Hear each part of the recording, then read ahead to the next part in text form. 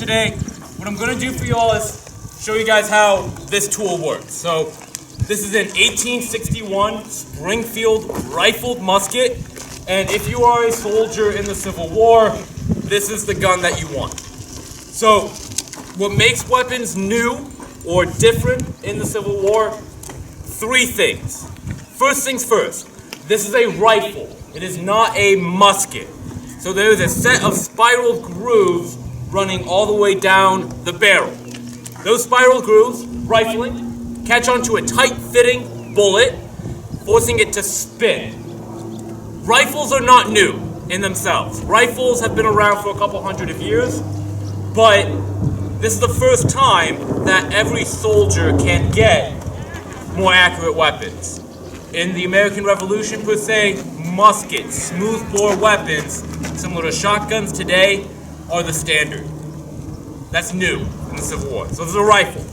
This also has a new type of bullet. So older weapons fire a lead musket ball. That's a round, spherical ball for a bullet. This fires what's called a mini ball, or a mini ball. So think of something more similar to a modern bullet, except it's flat at the top, snub nose, and it's hollow at the base. So it's a little bit of an indentation. That hollow base with the mini ball causes the bullet to expand. When you pull the trigger, firing the weapon, the bullet expands, catching the rifling and spinning. You also get a little bit more force out of that.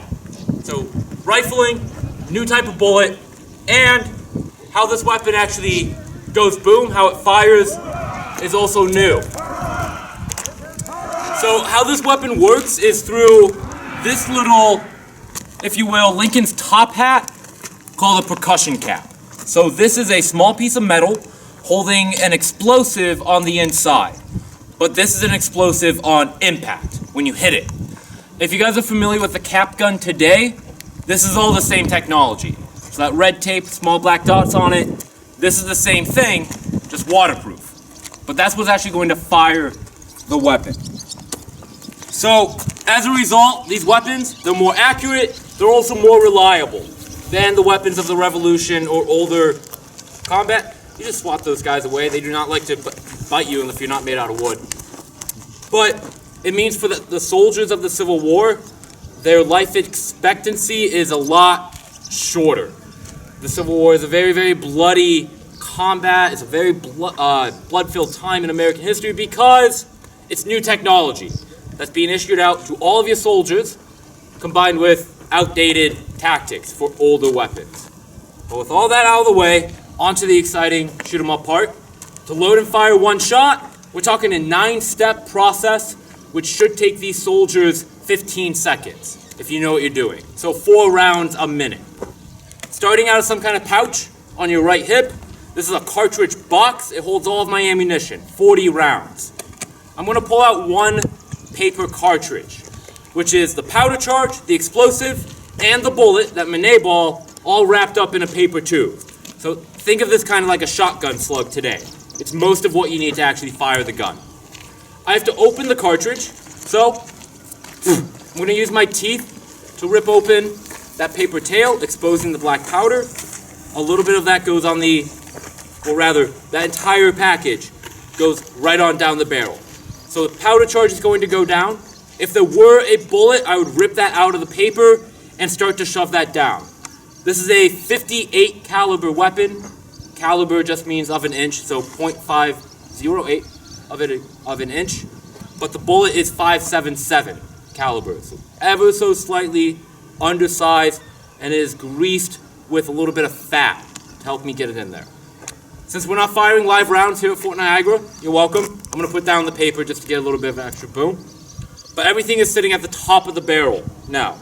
So I'm going to draw out this very large metal stick called a ramrod, which is going to push everything down to the bottom of the barrel where it should be. Give that a good couple of taps. And then, of course, I'm going to pull that out of the barrel. This is my most important tool. This is the only way I have to actually reload the weapon, so don't shoot that downrange. But step 1 is done. The powder and the bullet are now down the barrel. So the weapon's going to come up, and step 2 is to prime the weapon. getting it ready to fire. So I'm going to put the gun on half cock. If you ever heard the expression, don't go off half cock, that's a gun phrase. This is a safety mechanism, so I can handle the weapon, pull the trigger, it's not going to explode on me. But I'm going to reach into one of these cap pouches, as they're called. That's this pouch on my belt, which is going to hold all of my percussion caps that I showed you earlier.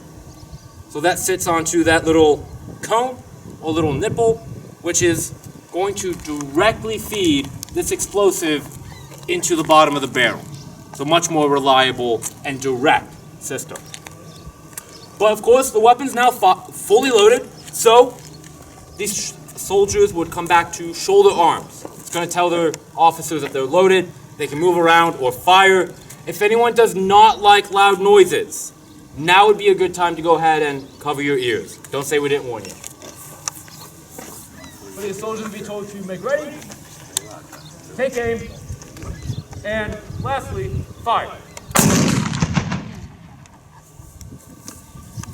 If you just put that on repeat every 15 seconds for not just one soldier, but maybe 100, maybe 1,000, or in the Civil War, tens of thousands of soldiers on both sides. That's why it pays to wear bright clothing. You don't see a lot of camouflage on these soldiers, because hiding on a battlefield, which is filled with smoke and confusing, is a recipe to get shot by your friends. So every army picks a color. You have team red, team blue, team white, team green, running down the list.